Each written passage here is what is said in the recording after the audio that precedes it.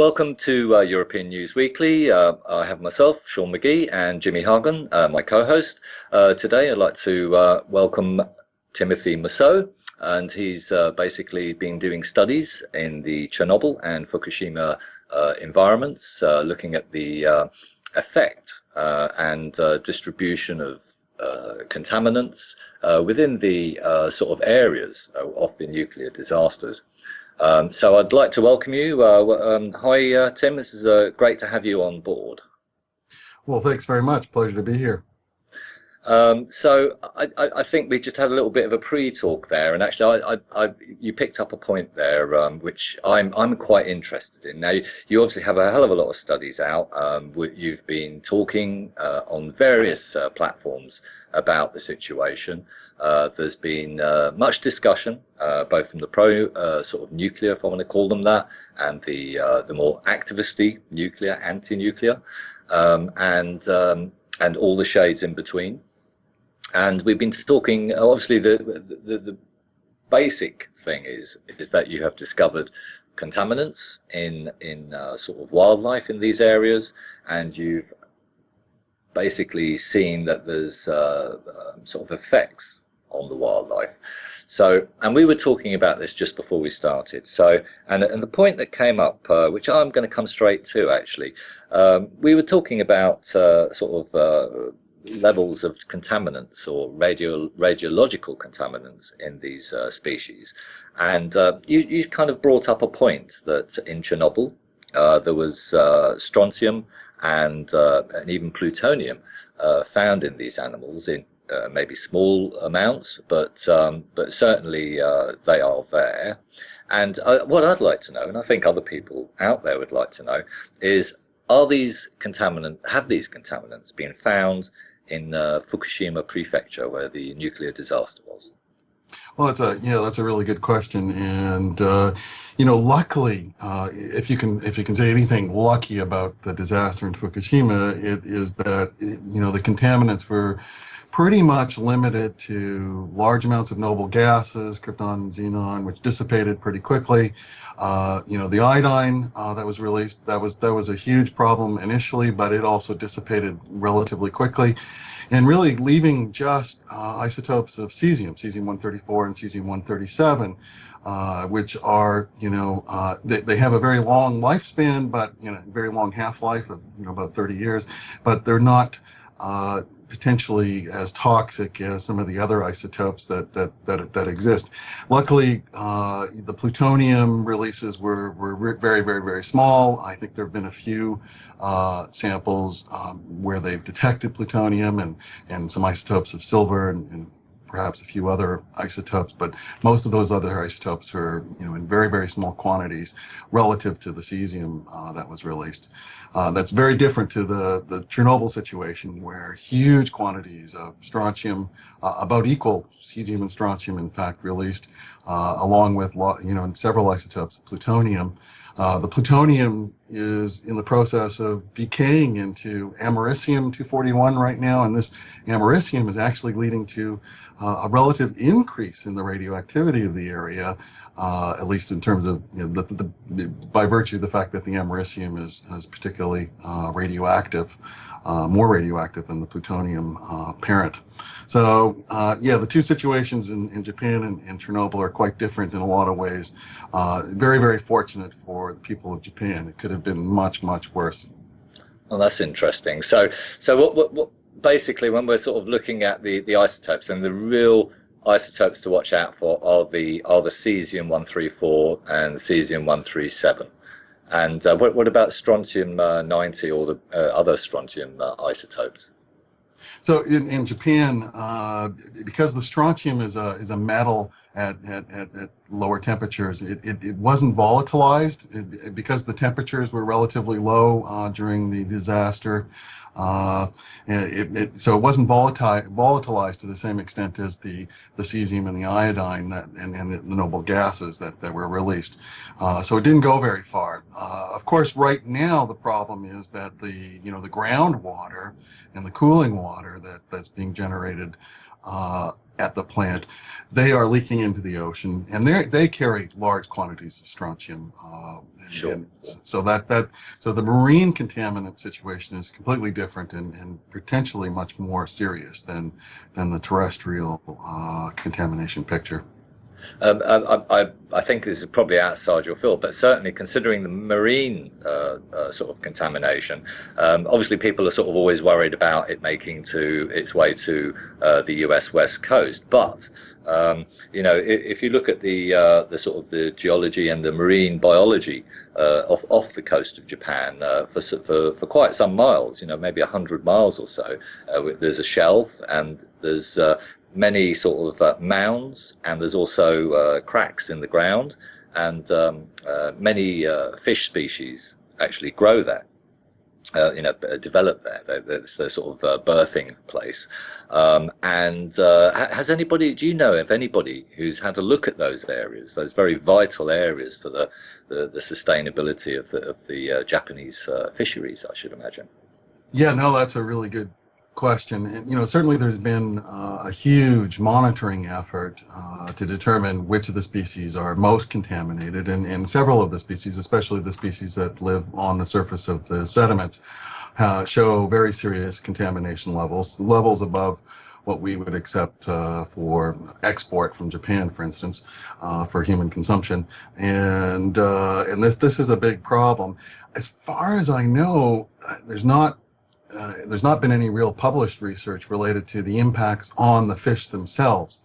And you know that most of the work that's been done is again surveillance work to determine whether or not the fish can be consumed, rather than the biological impacts, the potential genetic and evolutionary impacts, ecological impacts of the contaminants on the fisheries itself. I think that's a really important question, and of course that's one of the interests we have as a group. Okay, so obviously you've got the sediment. As you go out to sea, you've got a kind of a shelf, and you've got sediment there, and you've got fish there as well, and various fish that live on that as well. But obviously there's like nurseries, nursery areas where there's like little hills, you know, and especially in the deep sea when you go off the shelf of Japan. So basically there's sort of like these little mounds and crevices, as I was saying, and they're the kind of nurseries. There's a lot of fish species and you know, sea life that inhabit these sort of little islands in that area. So you're saying there's been no studies in that deeper part of the ocean? You know, yeah, you'd have to talk to some of the folks that are involved in the surveillance efforts, but as far as I know, there's been minimal effort to study the biological impacts. Again, most of the work has been focused on just determining whether or not the fish is below regulatory limits for export. That's the main, you know, economic driver for the interest. But the biological work has been almost nil, as far as I can tell. Okay, and well, let's get back onto the land area. Now, obviously, I suspect that you've been doing the slightly more hotter areas, which are going northwest of the Fukushima Daiichi nuclear power plant towards Fukushima City. That's heading towards the mountains as well. So I mean, we'll come back to what you found there, I think, because obviously there's a lot of well-documented stuff that you've put up, and it's quite interesting studies that you've done.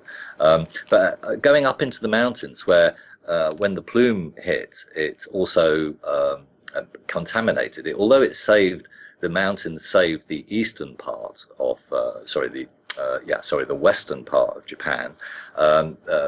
The actual mountain itself had quite a big hit, and it from the water samples that we're getting now, it seems to be, from my perspective, it seems to be that some of that cesium that's up in those mountains that is starting to come down via the watercourses.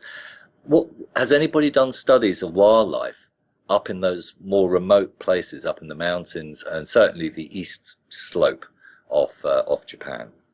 Yeah, so you know, there's a little bit of research going on by folks in Japan, and of course our team has been doing a fair bit of work on the birds and the rodents and the insects and some of the plants and even some of the microbial communities in the area. Most of our work is indeed up in the mountainous side of Fukushima, sort of between Fukushima city itself and the coast, up and down the mountains. We're actually looking at, the areas of highest contamination, right, in Namiya and the Iitate regions. We're also looking at similar ecological habitats that were much less impacted by the radiation, so that we have sort of comparisons to draw upon, so that we can look at how things look when it's relatively normal with respect to radiation compared to the impacts when the radiation hits these environments. And yeah, over the last 5 years now, we've published on the order of 8 or 9 data papers, primary papers, investigating the impacts on birds, insects, and we're just starting to get the work on rodents out the door. You'll see a few publications this spring related to the impacts on the mice in the area, for instance. Just this past year, we've also set up a bunch of cameras to monitor the larger mammals in the area, the wild boar, and then, well, most of the so-called wild boar are actually domestic pigs crossed with wild boar. So there's a kind of a range of pig-like critters roaming through the zone at the moment. No, that's wild. Oh, no, that's wild. It is wild. Yeah, of course. Yeah, that's great. Lots and lots of these pigs and lots of monkeys, and so we're starting to get a handle on what the impacts are on these larger animals as well in these very radioactive areas. Sure. And when you're saying that you're looking a little bit wider, I did a little article on Ose National Park, just north of Chiba, or well, on the edge of the Fukushima Prefecture, southern end. Yeah. It's a lovely big wildlife park there. It goes up in stages. There's lots of water courses and wildlife. And I discovered that it certainly got hit. So they were measuring on a Geiger counter 0.5 microsieverts that I saw. So there's obviously been some sort of hit there. Have you? And actually, TEPCO actually own it. I think they've got the larger share of it. And anyway. But so have you checked that area out at all? Yeah, we certainly have, and how did that go? Dare I ask? Well, it's we were very disappointed originally when we started doing our surveys, because we'd hoped to be able to find some areas in Fukushima that were clean, that didn't have any contamination at all, and we were really unable to find any areas that hadn't been affected to some degree by the contaminants, but we did find areas like the region you mentioned that has relatively lower levels, less than 0.5 microsieverts per hour, which is relative to the 30, 40, 50 microsieverts per hour that we see up in the mountains where we're doing work. That's a 100-fold less, and so that gives us sufficient range of radiation levels to do the sorts of experimental studies that we've been doing. But yeah, it's very difficult to find a true control area in the region, an area that hasn't been affected, at least to some degree, by the radiation. Okay, so you've got 40 to 50 microsieverts an hour, which is quite a lot, up in the mountains, and of course, when you come down the mountains, you come onto Ose National Park. And do you anticipate an increase in cesium in the lakes and in the wildlife around there in decades to come? Yeah, so it's very clear. There actually is a fair bit of research being done by geologists right now, looking at sediment transport down through the streams, down through the mountainsides. I think this is of particular interest given the massive disturbance that's been going on around Fukushima to remove the top layer of soil in these regions that they're hoping to entice people to move back to.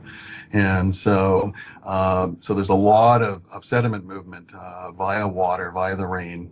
In fact, we were there last October sampling mice, and we got hit by a typhoon, and there was about 12 inches, 15 inches of rain that fell in 12 hours while we were there, sort of washing out roads, and you could see, the impact of the erosion of the landside, of the landscape, with all the movement of the sediments down through the rivers.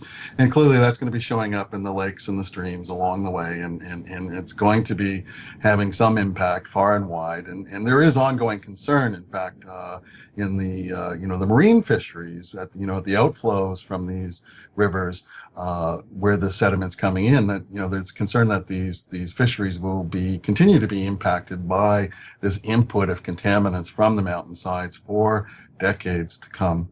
I mean, now you're talking about that. We've got climate change, we've got hotter seas, we've got greater, more persevering storms. So that we have to bear that in mind. And also, when we're looking at this situation in the mountain, these 40 and 50 microsieverts per hour sort of measurements that you're getting, which is obviously a hell of a lot of becquerels in soil. You're saying that basically it's getting swept down, and obviously Ozay National Park is a layer of plateaus with lakes on, and one would imagine that the heavier sediment as it comes down will settle in these lakes. And has there been any studies done to get a sort of a basic measurement in these sediments, and also in the wildlife, the insects that actually live in the soil or on the shoreline of these lakes and rivers? Yeah, I don't know of any specific studies going on. I was actually in Fukushima last September as well, and there was a conference in Fukushima City where they had quite a large number of geologists from around the world who had descended upon Fukushima to draft up a plan to conduct research of the sort you're describing. I'm presuming that we'll start to see the results of these kinds of studies in the next year or two. Are they independent studies like yourself? You're an independent from the nuclear. You're an academic. So are these academics, or do you think these may be academics that maybe get funding from the nuclear industry? I don't. Actually, I don't think a lot of academics get funding from the nuclear industry. For some reason, they don't want to fund us. I'm not sure why, but I can tell you why. No, I won't. No, you won't. Yeah, I've been hoping for a big grant from a nuclear source for years, but it's never come. But anyway, what I hear is that the nuclear industry is going down the pan, certainly in the UK and France. So maybe when that happens, maybe they'll need to put some funding into something else other than whatever they're putting it into at the moment. Yeah. The folks that I ran into in the hotel where I was staying actually were independent scientists from Canada and the US, and academic scientists, and I think they were largely self-funded at that point, but I think they were hoping to put grant proposals together and to fund some unsolicited research.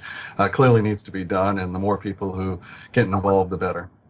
Do the Japanese fund any of this research?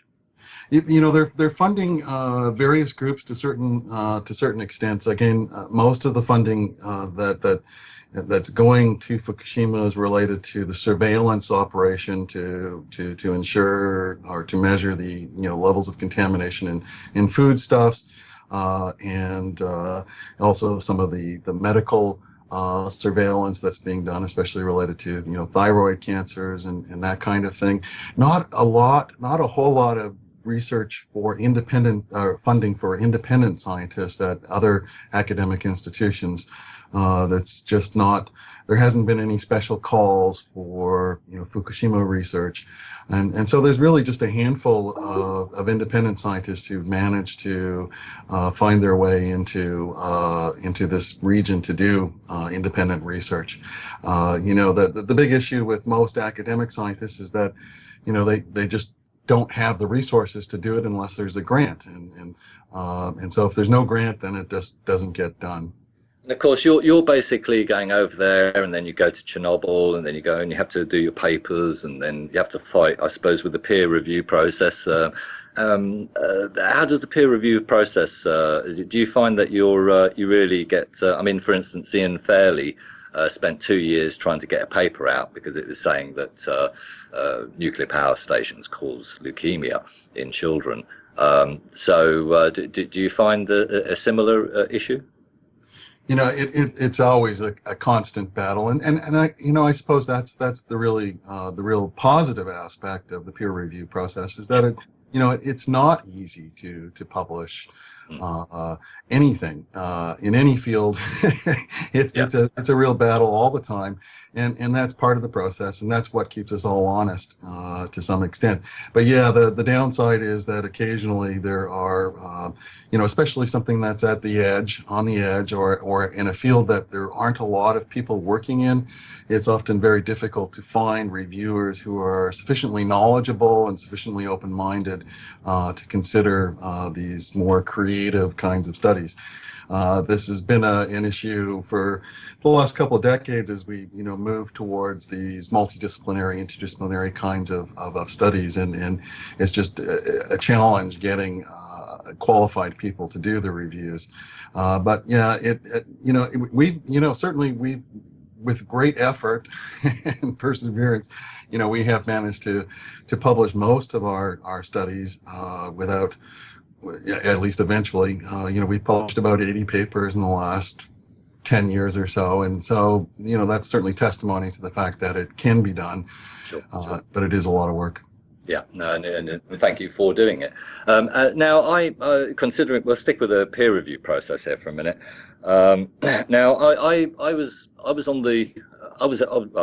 blogging as well, and I'm a bit of an anti-nuclear troll. I put my hands up, and so what I did, I was having a chat with some pro-nuclear types concerning Professor Tsuda, who brought out a thyroid study.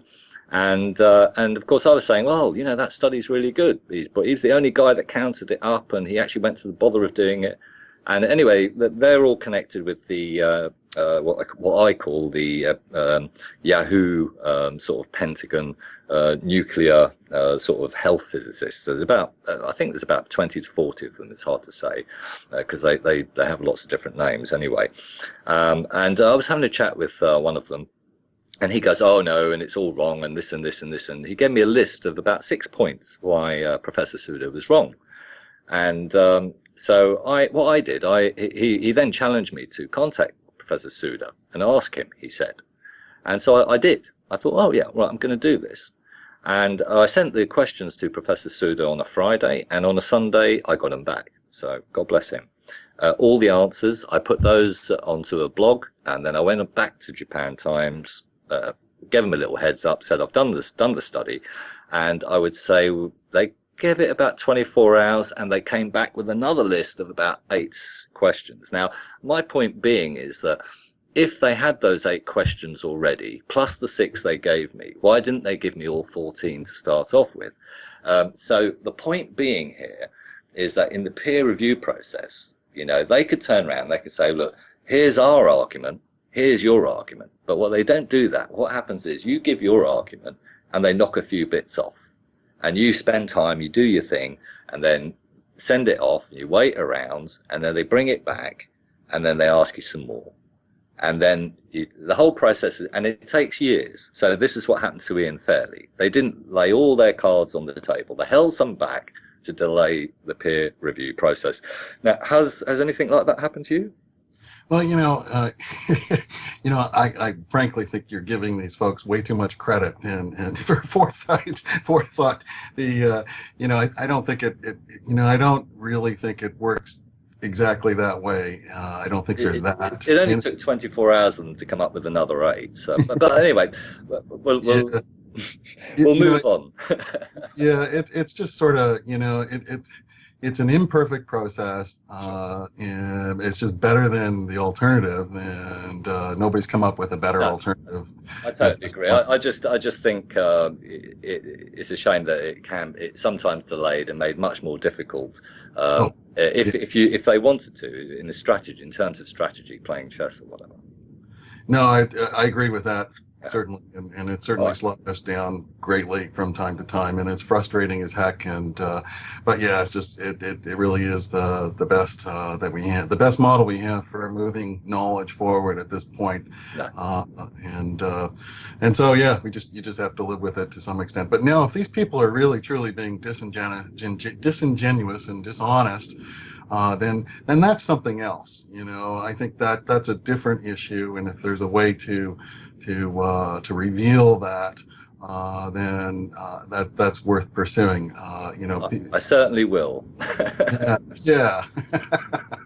But all right, so I think we've covered the peer review thing, and we've just given people something to think about, maybe. Coming on to funding, going back to funding, sorry. Now, obviously, you obviously do get some funding, thank heavens. But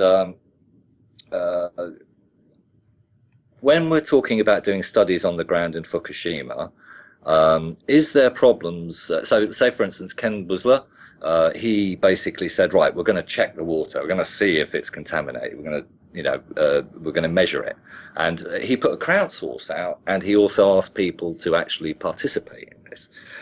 So he got money, and not only that, but he got on the ground workers who could take samples. So when we take that, if we were to take that what we call it, that format, and we were to put that into Japan, and we were to sort of look at the fact that because of the secrets law that came in, that if people talk about Fukushima, they could go to prison. It's only a threat, but it's on the books. There is a secrets law. I don't know if they've hit anybody with it, but it puts a lot of fear into people. And I personally know that Japanese in UK have been harassed and attacked for their anti-nuclear activities. I could guess that that is definitely happening in Japan. There is a sort of kind of suppression. Even if you don't apply the law, it still stops you having your free speech, basically. So with that in mind, if you were to set up something similar in Japan, in fact, could you set up something similar like that in Japan, given the situation? Are the people there? Could they do the samples? Could they go around taking little samples of soil or catching some flies or bugs or four-legged critters or whatever it is? Well, I'll leave the door open to you to have a wee talk about that kind of thing. Yeah, no, really good question, and want to start by saying that Slur's done a fabulous job at raising public awareness and getting citizen scientists involved in the process. But the funds that he's raised come nowhere near the cost of doing the science. They barely pay for the shipping and processing of the samples. And so this really is just a very limited effort. It doesn't in any way provide the level of information that we really need to address the bigger question. But that said, he's doing a fabulous job with what he's got at hand to do it. Yeah, totally. In Fukushima and in Chernobyl, one of the problems, the real difficulty with enlisting citizen scientists to get involved is that, well, first of all, it's kind of a dangerous place. You don't really want, the middle schoolers out there collecting dirt from these radioactive areas, do you?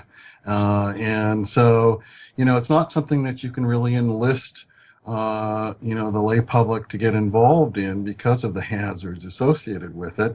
The other aspect is, of course, there's a big fence around this area, and it actually is a rather involved and difficult process to gain permission to do work in these areas. Both Chernobyl and Fukushima have a very long and involved permit process that really make it only an option for folks who are engaged in some level of serious activity. So the citizen scientist component of this really is not available for that kind of of research activity, that certainly the kind that we're doing anyway in these areas of high contamination. In terms of the secrets law, I believe this really only applies to journalists. I don't think it applies to common citizens doing their day-to-day thing. But that said, I do think there is an awful lot of what I would call self-censorship going on in Japan, in that people are being quite restrained in their comments and concerns, and not getting involved in any kind of protest for the most part, and it is a very conservative society by and large. But that said, we've been working there for 5 years, and this past year, we've been invited to stay and live with people who have homes in the region, so that we could be, staying close up to where our field sites are. People have volunteered to cook for us and to help us with translation and interpretation. People who have homes, who still have homes inside these most radioactive areas, have volunteered their farmhouses and barns for us to do our work in, and so that level of citizen participation is certainly very important for our work. And of course, we've also had quite a number of donations from individual Japanese citizens who've been supportive of our research in many different ways, including financially. Again, it's just a spit in the bucket in terms of the costs, and I certainly could share with you a lot of creative ways that we've gotten the funding. But I did want to address the issue you bring up, the censorship issue. And one of my current theses is that there's a sort of an insidious form of censorship going on that most people aren't aware of. They're not really tuned into it, and that's the fact that if you don't fund science, if you don't provide resources for research to get done, it doesn't get done. And as a consequence, questions are not asked. They're certainly not answered. Most scientists are, truly craftsmen, and they employ their skills to address these scientific questions, but they can't do it unless they get paid, unless they pay their salaries, unless they can pay for the salaries of the people who work for them, unless they can pay for the lab materials and supplies. And so it's a very large enterprise. And this is one of the reasons that, for instance, in the United States, the National Science Foundation has a budget of something approaching $8 or $9 billion a year. The National Institutes of Health research budget is, tens of billions a year. Research is expensive, and so if you don't fund it, this really does limit the knowledge that can be gained on a given topic. So, what do you reckon on crowdsourcing? What's the possibilities of marketing for crowdsourcing? Have you tried it? Is it difficult? What results, if you have? I haven't tried the sort of conventional crowdsourcing approach. It's the main issue is that as far as I can tell, based on my colleagues who've tried it, it doesn't provide enough funding to get the job done. And the operation that I'm running in Chernobyl and Fukushima, costs on the order of several $100,000 a year to maintain. And so the only sources of funding that can provide that level of investment are really government sources or institutional sources. But that said, I haven't had much luck with some of the other more conventional sources. So maybe I'll try the crowdsourcing route and see how it goes. If you have any tips, let me know. Well, obviously, it's, at the moment, in terms of blogging, we're we find it very hard. Like on Facebook, we get blocked and sidetracked. Google and YouTube, YouTube hasn't been too bad actually, but certainly we've noticed that with Google searches and things, sometimes those are very difficult if you're kind of an activist and a non-payer. Same in Facebook, if you're not paying for adverts, you don't get those boosts of numbers. You get put into a very, the amount of posts you put up, you get small amounts. But having said that, though, combined all the different social media, it is possible, I should imagine, to try and raise some money. But I would recommend it, because I'm sure, if you got some, that would be some.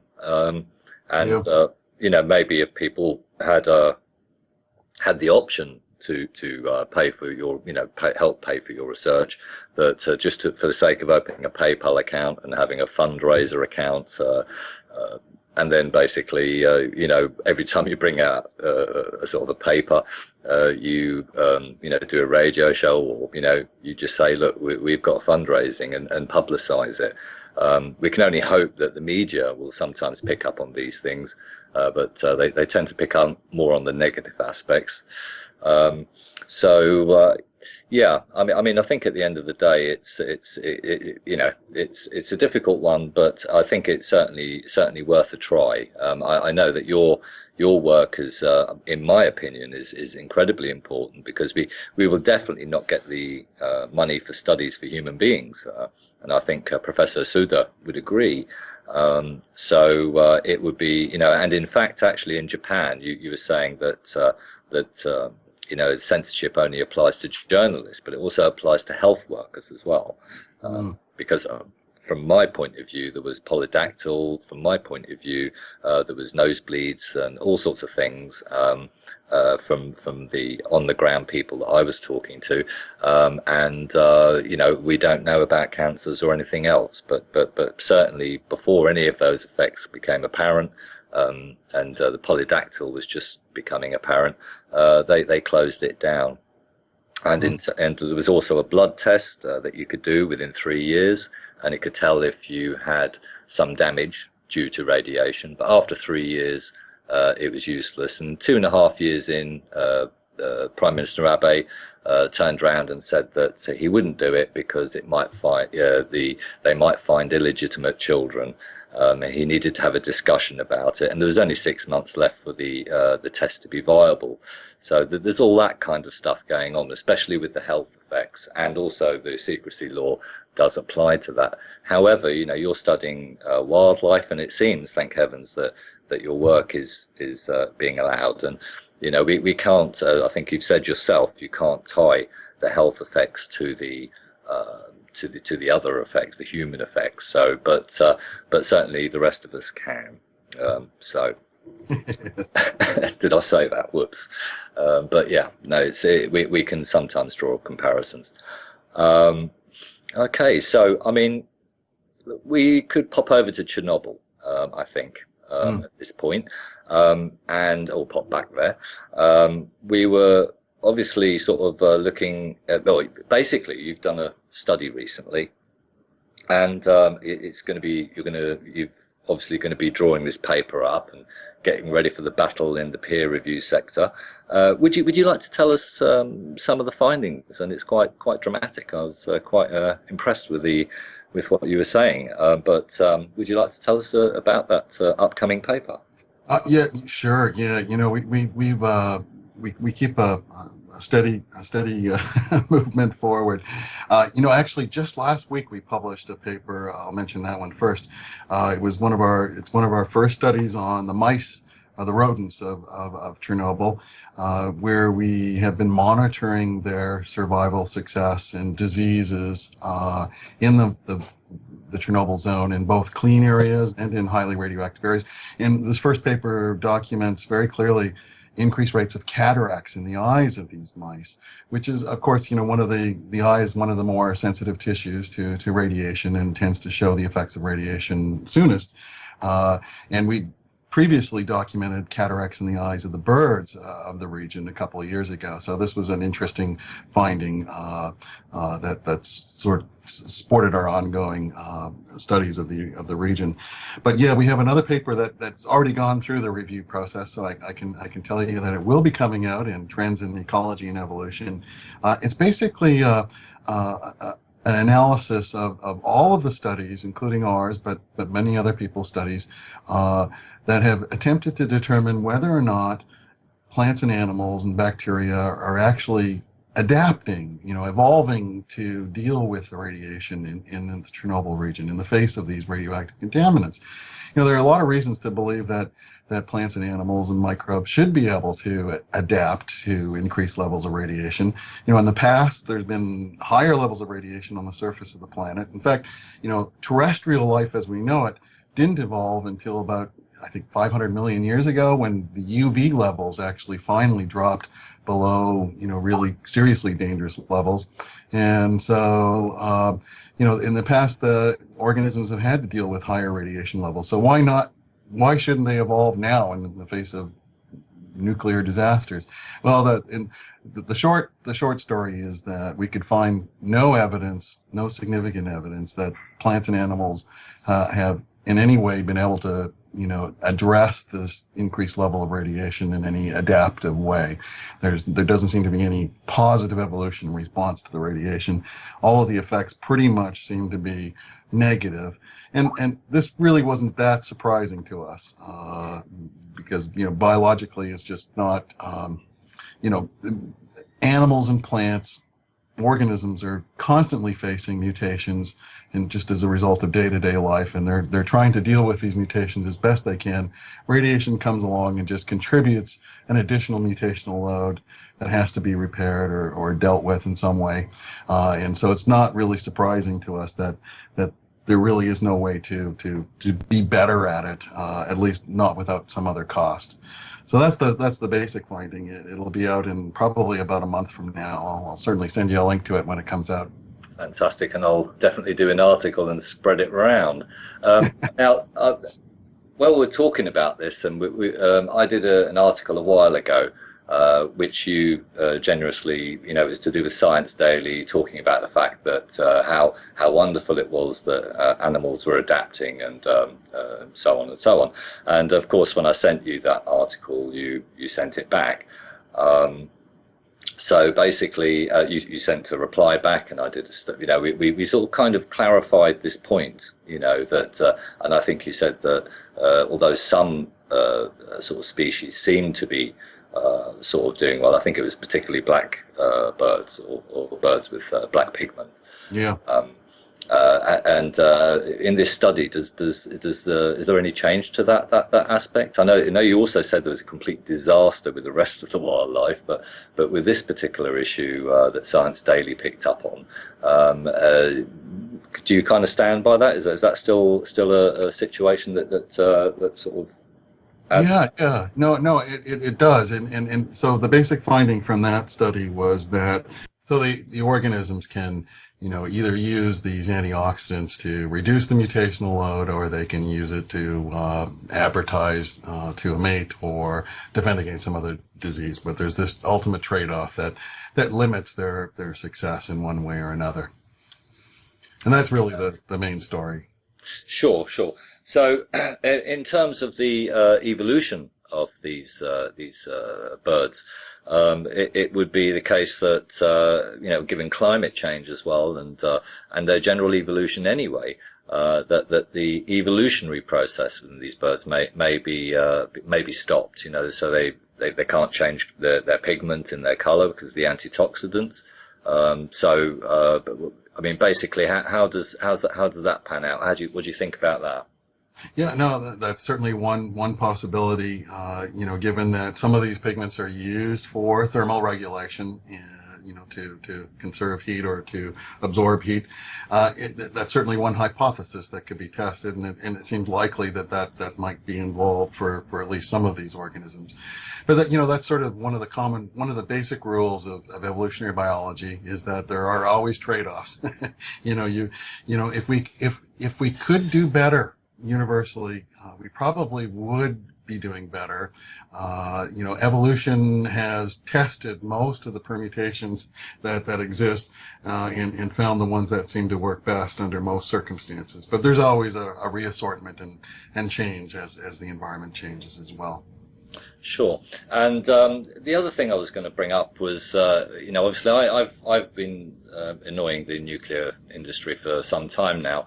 And one of the annoying things I did was contact Geraldine Thomas because I was looking at Chernobyl Children International and their claim that that there's an effect, and it's on the on their charity status, their statement of a fact that Chernobyl, the radiation from Chernobyl, is causing problems in the hearts of young children, and its pinholes specifically.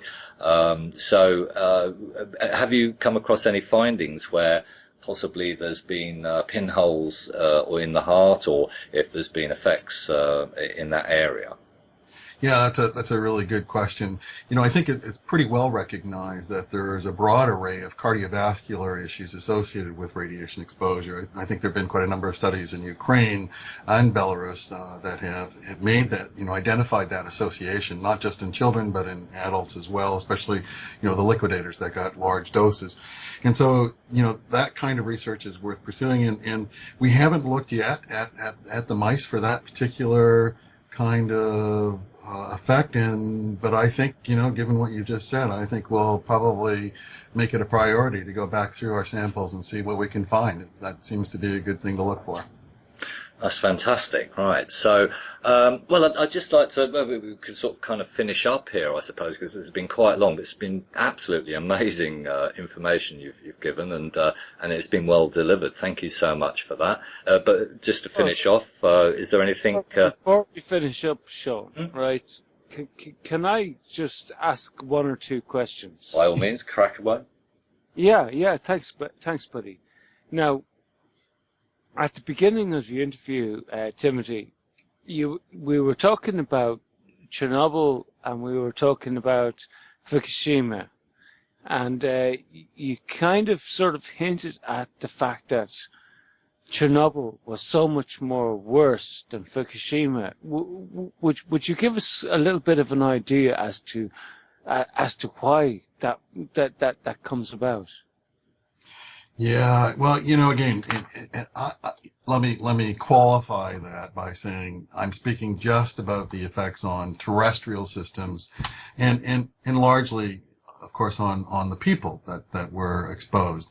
The Chernobyl disaster released, again, enormous quantities of radionuclides across Europe, Eastern and Western Europe and Scandinavia, affecting many more people than were directly impacted in Japan. And so at that scale, the terrestrial scale, the Chernobyl disaster was much larger. Now, I'm not talking about the impacts to the marine environment, where there's an ongoing and of course, ongoing disaster, and where most of the radionuclides from Fukushima ended up. And we really have just a minimal idea of what the potential impacts will be in the long run on the marine side. But from a terrestrial point of view and from a human point of view, the impacts of the Fukushima disaster were considerably lower, not just because of the amounts, but also because it was limited to a much smaller range of radionuclides that are generally considered to be a little less dangerous in terms of their toxicity. And so the other aspect, we actually wrote a paper last year. The group published a paper last year showing that, if the Fukushima disaster had occurred at any other time of the year, in 2011, the impacts on the terrestrial side would have been much, much larger. Tokyo would have been basically doused with radioactivity. Many more millions of people would have been dosed with significant amounts of contamination. It was just incredibly fortuitous that it occurred in March, and that the wind was blowing most out to sea, at least in terms of the people of Japan. So that's what I was getting at when I was saying that.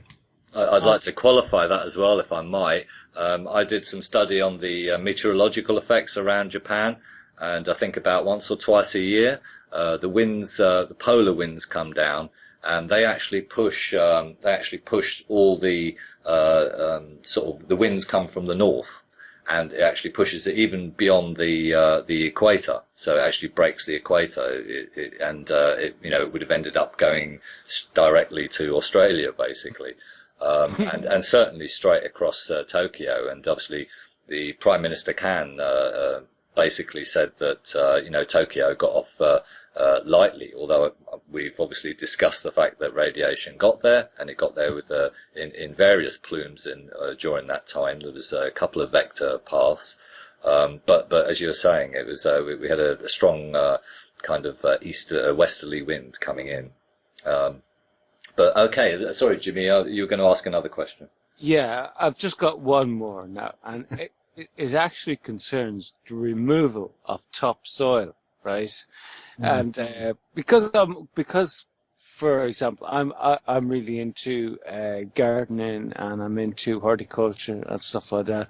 And to me, the idea of removing topsoil doesn't seem to be a solution as such, because when you remove the topsoil, no matter how radioactively it's contaminated, like you're removing the basis for all future life in the soil, because like the subsoil itself doesn't really support much life. So any thoughts on that, Timothy?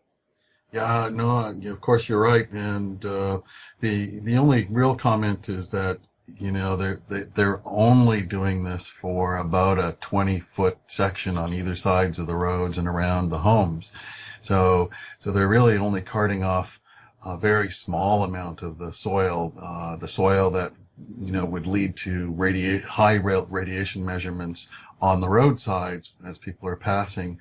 And so it's really kind of a superficial cleanup in that regard. And so, and of course, because the plants, are transpiring, they're bringing water up from the soil through their roots up to the leaves, and the leaves, concentrate the cesium, and the leaves then drop to the ground every fall or different times of the year, depending on the species. They're going, there's going to be a regrowth of the soil along with the contaminants in that soil. So it's not going to disappear for all that long, especially given that, these roads, sides tend to be in the valleys, and so there's going to be constant movement of the sediment and the contaminants along with the water down towards these lower areas from the mountainsides. So you're absolutely right. There's an issue with removing the topsoil, but it, in the end, it's a really superficial attempt to provide this appearance of reduced contamination, but it's really not the solution to the problem in the area. Well, that's actually quite interesting. I'd just like to take another step onto that, just a very quick one, if I might. Obviously, they take the topsoil away, and they have got absolutely masses of it, even though there's only taking a small percentage of it. What happens with the leaves? They drop, and are they biodegrading? Are you having any similar situations that you found in Chernobyl, where things are not biodegrading, and in which case they're just going to sort of be blown around and end back up on top of whatever surface is there? Have you got any sort of a take on that? Yeah, it's a good question. We actually just finished that experiment. We went and redid that same experiment that we'd done in Chernobyl. We repeated it in Fukushima, and we're just in the process of getting the data analyzed at this point. We put out leaves, rotting, we put out dead vegetative matter all around the zone in areas of high contamination, areas of low contamination, different species of plant material, and left it there for a year and recovered them just a few months ago. And now they've been dried and weighed, and now we're starting to analyze to see if, in fact, the microbial activity that would normally decompose this plant material and recycle the nutrients, to see if it's been affected in the same way that it had been in Chernobyl. We're not entirely sure. First of all, the levels of radioactivity are quite a bit lower in Fukushima in general, and so there might be reduced effect. Also, as I mentioned earlier, there's a different a much simpler array of radionuclides in the soil. It's really just cesium-134 and cesium-137 rather than the other isotopes that you can find in Chernobyl that may be important in affecting the microbial community. We just don't know. So call me back in a few months and I should have an answer for you. We certainly will. And on that note, is there anything else, Jimmy, you'd like to say? No. Do you know what? I couldn't add anything to that. Like, I was so nervous, right, coming into this interview because I knew so little about Timothy's work, but I actually feel like I've come out and I've learned something. So I'm going to leave my question at that. And thanks, Timothy, very, very much. Well, thanks for calling me up. It's been a pleasure chatting with you guys. No, great stuff, mate. And yeah, we'll definitely be in contact with you again. And this is going to be a fantastic podcast. I'll spread it everywhere. Okay. All right. God bless, and thank you so much for joining us on European News Weekly. Pleasure.